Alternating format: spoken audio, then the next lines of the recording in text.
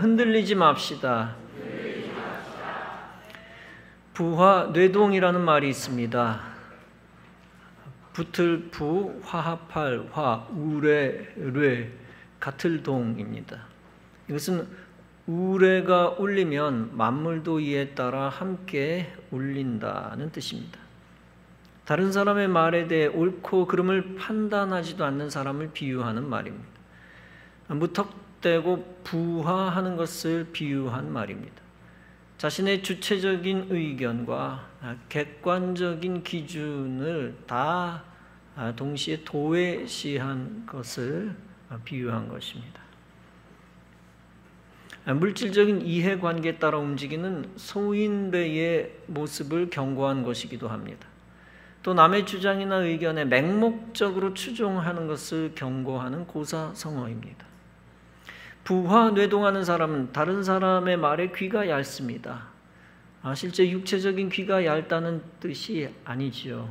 귀가 얇다는 것은 줏대 없이 사람의 말에 쉽게 휩쓸려 낭패를 보는 것을 말합니다. 굳게 결심하다가도 이를테면 상술에 넘어가서 나쁘고 비싼 물건을 덜컥 사는 경우가 허다합니다. 부화뇌동하는 사람은 쉽게 흔들립니다. 처음에 의리를 쉽게 버립니다. 그리고 쉽게 후회합니다. 본문은 진리에 굳게 서 있지 않는 인생은 다름 아니라 흔들리는 인생임을 보여줍니다. 본문은 말씀합니다. 만일 너희가 믿음에 거하고 터 위에 굳게 서서 너희 들은 바 복음의 소망에서 흔들리지 아니하면 그리하리라. 이 복음은 천하 만민에게 전파된 것이요 나 바울은 이 복음의 일꾼이 되었노라. 바울과 형제 디모데는 골로새에 있는 성도들이 믿음에 굳게 서기를 원했습니다. 그들이 이단이 성행했던 당시 골로새 교회가 흔들리지 않기를 원했습니다. 이단뿐 아니라 세속 사상에 흔들리지 않기를 원했습니다. 세속의 소리에 부화뇌동하지 않기를 원했던 것이죠. 흔들리지 않기 위해서는 복음의 소망을 붙들라는 것입니다. 흔들리지 않기 위해서는 믿음의 터 위에 굳게 서라는 것입니다. 배가 파도에 흔들리면 매우 위험합니다. 세월호가 왜 침몰했습니까? 파도에 배가 흔들리게 만들어 놓았기 때문입니다. 구조적으로 잘못된 증축 또 잘못된 적재 그 외의 시스템의 문제점 다 복합적으로 잘못된 일단은 배가 흔들리게 만들어 놓았다. 세월호 사건만큼 많은 사람이 한꺼번에 죽은 사건이 있었습니다. 보도가 한두 번밖에 안 돼 사람들의 기억에 쉽게 잊혀졌겠지만 저는 생생하게 보도를 기억하고 있습니다. 당시 참혹한 상황을 어렴풋이 기억하는 분들도 있을 것입니다. 바로 전라북도 위도를 오고 가던 페리오 전복 사건입니다. 1993년 10월 10일 오전의 일입니다. 당시 서해 페리오는 362명의 승객과 화물을 무리하게 실었습니다. 그리고 위도라는 섬에서 부안 격포항으로 이동하고 있었습니다. 그런데 배가 해상에서 돌풍을 만났고 회항하려고 뱃머리를 돌리고 있었습니다. 그때 큰 파도를 맞아 심하게 흔들리다가 곧바로 전복되고 말았습니다. 그리고 침몰했습니다. 배가 기울고 침몰하기까지 10분밖에 안 걸렸습니다. 당시 배에는 9개의 구명정이 있었지만 2개만 작동되었습니다. 생존자들은 2척의 구명정에 나누어 탔고 나머지는 부유물에 매달렸습니다. 결국 362명 중 292명이 사망했습니다. 정원은 221명이었는데 362명을 태워 배가 급격히 흔들린 것입니다. 또 다른 요인들도 있었습니다. 기상청이 강풍과 돌풍이 예상되니 주의하라 했는데 운항을 강행한 것입니다. 또 항해사가 휴가 중이어서 갑판장이 항해사의 업무를 대신한 것도 인재였습니다. 스크류에 어망이 걸린 것이 확인되었습니다. 그로 인하여 엔진이 정지되었습니다. 그래서 높은 파도를 헤쳐나가지 못해 전복됐다는 말까지 설득력을 얻고 있습니다. 또 갑자기 당시 낚시 등 관광객들이, 낚시하는 사람을 포함해서 관광객들이 급증하던 시즌이었습니다. 그래서 사람들이 당시 정부에 운항 횟수를 늘려달라고 요청을 했습니다. 그러나 당시 93년도 정부는 영세업체의 증편을 거부했고 그로 인해 업체가 반칙을 반복했습니다. 사고 당일은 일요일 아침이었습니다. 따라서 교회 신자들은 거의 없었을 것으로 추측을 해봅니다. 그것은 제 추측일 뿐이고 아니면 신자가 나름 많았을 수도 있습니다. 중요한 문제점 하나가 더 있습니다. 그것은 화물 적재가 앞부분에 몰려 있었다는 것입니다. 그렇기 때문에 순식간에 한 번 균형을 잃었다는 것입니다. 과적, 적재를 초과하는 과적에 의한 교훈은 사람들이 계속 잊어버립니다. 49년 전 1970년 제주에서 부산으로 가던 배가 과적으로 승객 326명이 숨진 바 있습니다. 그전 1953년에는 362명이 사망한 적이 있습니다. 역사의 교훈을 잊은 세월호도 배를 돌리다가 과적으로 흔들려 학생 등 304명이 죽었습니다. 여러분, 배가 흔들려 쓰러지면 안에 탄 수백 명의 생명은 언제든지 죽음으로 이어집니다. 그러므로 배는 절대 크게 흔들리면 안 됩니다. 자연스럽게 배가 흔들릴 수는 있지만 크게 흔들려 쓰러지면 절대 안 됩니다. 안전 규정을 무시해서도 절대 안 됩니다. 인생 하나하나는 작은 배와 같습니다. 그리고 교회와 국가는 큰 배와 같습니다. 교회는 영적으로 흔들려서는 안 됩니다. 영적으로 흔들린 교회가 쓰러져 신천지 교회로 바뀐 경우도 있습니다. 인본주의 붙들고 세상의 소리에 충실하게 귀 기울이다가 교회가 무너진 경우도 많습니다. 또 재정적 어려움을 겪은 교회 중 성도들이 하나가 안 돼 무너진 경우도 많습니다. 많은 교회들이 재정적 어려움을 겪으니까 교인들이 슬슬 다 빠져나갑니다. 몇 명 안 되는 남은 교인들도 흔들려 교회가 파산하는 경우도 많습니다. 국가도 공산주의를 주장하던 국가는 흔들려 다 무너졌습니다. 구러시아 소련과 위성 국가들이 공산주의 하다가 다 망했습니다. 북한도 공산주의 하다가 사실상 망했는데 중국과 이 땅의 종북 좌파들이 산소호흡기를 껴주고 연명시켜주고 있습니다. 쿠바도 공산주의 하다가 망했는데 지구상에서 벌써 없어져야 할 나라였는데 미국에 있는 300만 명의 쿠바인들이 돈을 붙여서 쿠바가 연명하고 있습니다. 그래서 쿠바가 파산 직전에 무너지지 않고 숨을 헐떡거리며 생존하고 있습니다. 쉽게 말하면 자본주의 국가가 옆에 있으면 공산주의 국가는 망하지 않습니다. 자본주의 국가가 옆에 없으면 공산주의 국가는 다 침몰합니다.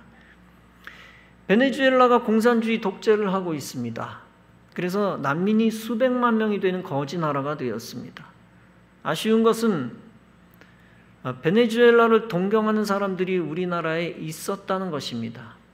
지금은 곳곳에서 쓰레기통 뒤지는 것이 자연스러운 풍속도가 되었는데 여러 해 전에 베네수엘라를 공식적으로 동경하고 좋다고 얘기한 사람들이 있었습니다. 12년 전 2007년 3월 14일 한겨레 신문에서 토론회장이 있었습니다. 변호사 등 여러 사람들이 우리나라는 베네수엘라를 본받아야 된다고 목소리를 높였습니다. 그리고 차베스가 이상국가를 만들 것이다 라고 칭송했습니다. 또 정연주, 조희연 같은 사람들은 우리나라가 배워야 할 나라는 베네수엘라다 라고 했습니다. 우리나라뿐입니까? 외국에서도 베네수엘라를 칭송했던 수많은 유명인들이 있었습니다. 올리버 스톤, 노엄 촘스키, 버니 샌더스, 마라도나, 제레미 코빈 등 많습니다. 그러나 12년이 지난 지금 그렇게 말한 사람들이 아무도 베네수엘라 얘기를 안 꺼냅니다. 아주 비겁하지요. 그런데도 아쉽게 지금 국가의 선장은 베네수엘라의 모든 정책들을 완벽하게 따라하고 있습니다. 국가가 흔들려 무너져가고 있는데 흔들리지 않는다고 속임수를 쓰고 있습니다. 세월호가 침몰하고 있었는데 침몰하지 않는 것처럼 속여 다 죽였습니다. 움직이지 말고 선실에 가만히 있어. 그렇게 방송한 것은 무슨 뜻입니까? 그것은 배가 침몰하지 않는다고 거짓말한 것과 전혀 다를 바가 없습니다. 여러분, 흔들리는 배, 그 위기, 감지하는 게 지혜죠.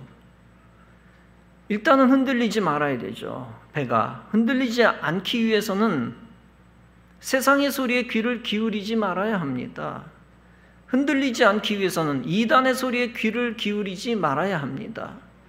흔들려 죽지 않기 위해서는 주체서상 정치인들의 소리에 귀를 기울이지 말아야 합니다. 중요한 것은 흔들리지 않기 위해서는 인본주의 운동권 성직자들의 말도 듣지 말아야 합니다. 오직 정통 복음주의 성직자의 말만 들어야 할 것입니다. 인본주의 운동권 성직자들은 강단에서 타 종교를 함께 높입니다. 거룩한 강단에서. 그리고 일부는 거룩한 강단에서 술, 담배도 꽤 괜찮은 것처럼 높입니다. 그들 중 일부는 안나가 신자까지 위대한 것처럼 얘기를 합니다. 아니, 성직자가 교회 안 나가는 사람을 위대하게 설명을 합니다. 안나가 신자를 거꾸로 해서 가나안 신자라는 별명이 붙었는데요. 안티크리스찬들이 좋아하는 안나가 신자가 위대한 것처럼 강단에서 높입니다. 위선적인 그런 인간들도 있습니다. 또 그들 중 일부는 교회의 영적 질서와 천국 복음과 전도와 선교를 악한 것으로 주장합니다. 그게 다 인본주의죠. 그러나 그 모든 것은 하나님의 진노를 만드는 것입니다. 우리 교회 성도들은 한 사람도 세상에 속아 하나님의 진노를 받는 일이 있어서는 안 될 것입니다. 반드시 세상의 거짓말을 분별하여 흔들리지 않는 성도가 되어야 합니다. 오직 말씀의 반석 위에 굳게 서서 우리의 생명을 지켜야 합니다. 그리고 가정과 교회와 국가와 나라가 흔들리지 않도록 지켜야 합니다. 시편 16편은 말씀합니다. 내가 여호와를 항상 내 앞에 모시며 그가 나의 오른쪽에 계심으로 내가 흔들리지 아니하리로다. 주께서 생명의 길을 내게 보이시리니 주의 앞에는 충만한 기쁨이 있고 주의 오른쪽에는 영원한 즐거움이 있나이다. 그렇습니다. 주님을 항상 옆에 모셔야 흔들리지 않는 인생이 됩니다. 우리를 주님이 붙들어 주실 때 우리가 쓰러지지 않습니다.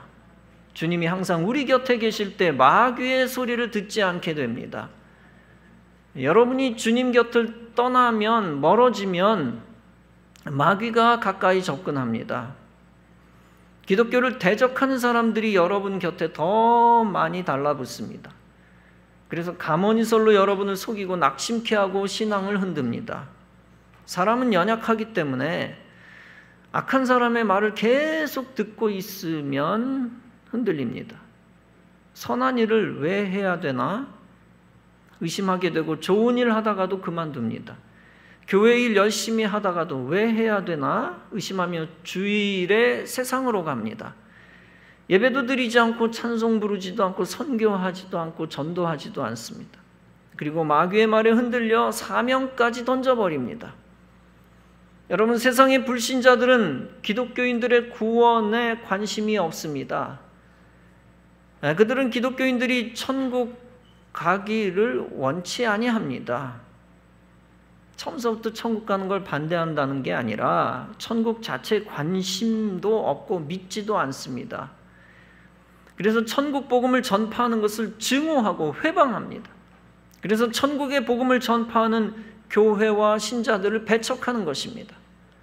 그들의 말을 듣고 그들과 조금 더 친해져 보려고 하는 신자들은 어떻게 될까요? 과연 그들로부터, 세상 사람들로부터 칭찬받고 행복한 인생을 살게 될까요? 결코 그렇지 않습니다. 불신자들의 말에 충실하다가 아부하다가 영적으로 함께 멸망하는 것입니다. 신자들은 불신자들이 구원받지 못할 때 함께 멸망하는 일이 있어서는 안 됩니다. 믿음이 흔들려 그들 편에 섰다가 그들이 침몰할 때 함께 침몰해서는 안 됩니다. 불신자들이 구원받지 못하는 비극에 처했을 때 신자들은 하나님의 품 안에 있어야 합니다. 항상 교회와 예배와 성도의 모임과 신앙적인 일 가운데 있어야 합니다. 그래서 반드시 영적 생명과 축복과 사명을 지켜야 합니다. 세상 사람들이 행여 착하다고 해서 세상 사람들 말 너무 많이 들으면 안 됩니다. 불신자들의 논리를 반복적으로 너무 자주 들으면 안 됩니다. 그러면 신앙적으로 손해가 나고 믿음이 흔들립니다. 믿음이 흔들리면 불신 저주 가운데 들어가고 생명과 사명을 잃어버립니다. 세상의 소리에 귀 기울인 대표적인 케이스가 있는데 성경에 나온 인물 중 삼손입니다. 삼손은 이스라엘의 12번째 위대한 사사였습니다. 그는 20년 동안 사사로 있으면서 이스라엘을 블레셋으로부터 구원했습니다. 그런 위대한 삼손도 이방인을 섬기는 불신 아내의 소리를 듣고 저주를 받았습니다. 부모의 반대에도 불구하고 블레셋 여자를 아내로 삼았습니다. 블레셋 여자를 만나러 딥나로 내려갔습니다. 그러다 마음이 흔들려 규정을 어기고 꿀을 먹어 나실인의 서원을 지키지 못했습니다. 설상가상으로 딥나에서 망신을 당했습니다. 결혼 피로연을 베풀 때 수수께끼를 냈습니다. 그때 아내가 답을 알려달라고 반복적으로 재촉하고 또 재촉합니다. 그 말을 자꾸 들으니까 흔들려 답을 알려주었습니다. 그의 아내가 그 답을 누설했고 삼손은 내기에 졌습니다. 여러분, 교회 안에서도 불신앙의 말, 부정적인 말은 함부로 전달하면 안 됩니다. 그것도 그런 말을 듣지도 말아야 합니다. 그렇게 되면 전달하거나 듣게 되면 반드시 큰 다툼이 일어나고 시험거리가 생깁니다. 입이 근질거려도 마음이 흔들려도 시험거리가 되는 말은 참아내어 덕을 세워야 합니다. 그 외에 많은 사고 사건을 친 후에 삼손은 소렉이라고 하는 곳에 이릅니다. 그곳에서 삼손은 이방신을 섬기는 들릴라라는 여자를 만납니다. 그리고 그를 사랑합니다. 삼손의 힘은 머리카락에서 나오고 있었습니다. 그런데 들릴라가 끊임없이 삼손의 힘의 뿌리를 가르쳐달라고 조르고 또 조릅니다. 이때 삼손의 입이 또 문제를 일으킵니다. 하도 오랫동안 들릴라가 졸라대니까 삼손이 드디어 몰래 아내에게 가르쳐줍니다. 내 머리카락을 잘라버리면 나는 힘이 없어져. 아니나 다를까 들릴라가 곧장 이방 대적들에게 비밀을 전달합니다. 결국 머리털이 제거된 삼손은 힘을 쓰지 못하고 블레셋 사람들에게 잡힙니다. 삼손은 눈이 뽑히고 맷돌을 돌리는 수치를 당합니다. 다행히 삼손은 회개했고 머리털이 다시 자라 힘을 얻습니다. 삼손은 다곤신을 기념하는 이방의 다곤신을 기념하는 축제일에 건물 기둥을 뽑아 신전을 무너뜨려 마지막으로 블레셋 사람들을 죽이고 자신도 함께 죽습니다. 여러분, 천하의 삼손도 불신자의 소리에 흔들리니까 멸망하고 말았습니다. 외람됩니다만 불신 가족들의 소리에 마음이 흔들려 교회를 멀리하면 안 됩니다. 그것은 자신도 멸망하는 길이고 가족을 살리는 기회조차 박탈하는 길입니다. 모든 가족들과 일가 친척들이 다 교회 안 다닌다 칩시다. 모든 가족들과 인가 친척들이 다 불신앙의 말, 부정적인 말을 해도 흔들리지 말아야 합니다. 모든 내 주위의 직장인들이 말씀의 소리와 다른 말을 하고 강단의 소리와 다른 말을 할 때 흔들리지 마시기 바랍니다.